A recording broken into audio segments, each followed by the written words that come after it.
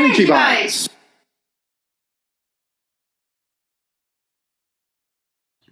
Hi there, this is David Price-Francis, EnergyWorlds man, and in today's Energy Bite we're going to be talking about the mystery of dragons.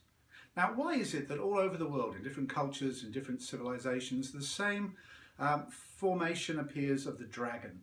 Now, this is an example from the Balinese culture. It's a Balinese dragon formed into the shape of a staff, and you can see the shape, the fluid shape of the dragon in the line of the stick, and then the dragon's head.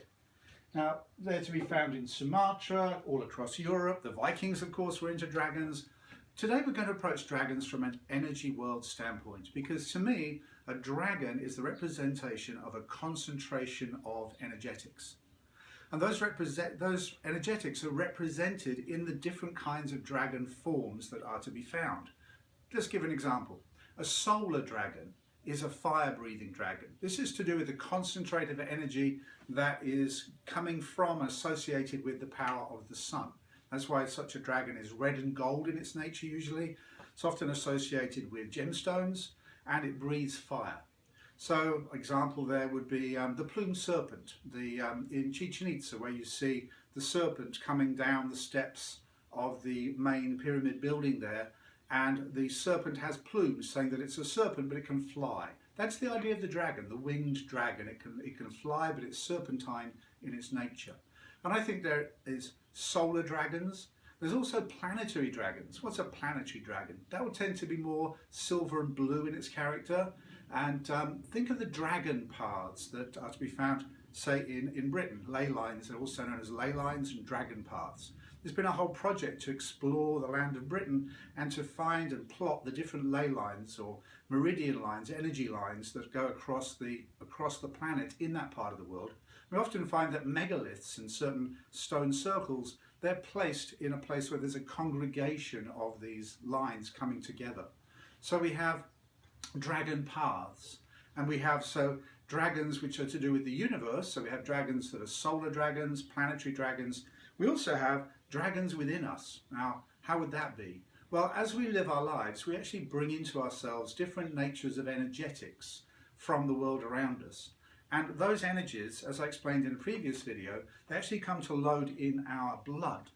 And when there's a powerful residue of energetics lodged in our blood, it is in the form of a dragon. Now, we get names like Arthur Pendragon. What does that mean? Pen is a Celtic word for head. Dragon is the nature of the dragon force or dragon power.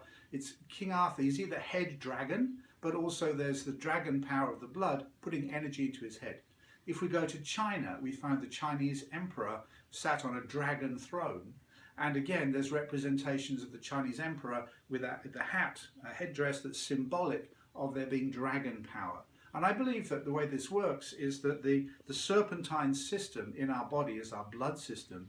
If it only has low power, then it really doesn't have much of a dragon essence about it. But when it's fully loaded with a lot of power, then we have a dragon, which can be a solar dragon, a planetary dragon. We can build our own Pendragon at the high end of the energy worlds. It can also gather power from the low end of the energy worlds.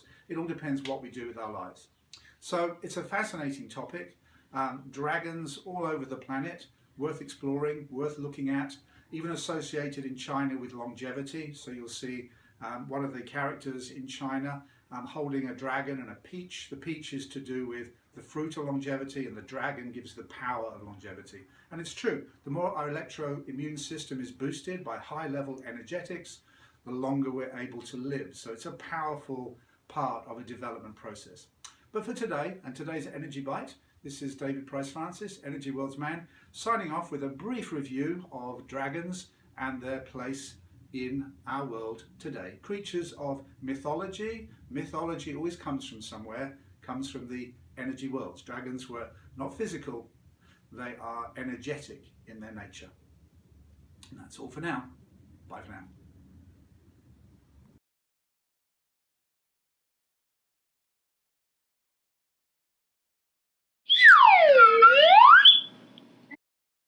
See you soon.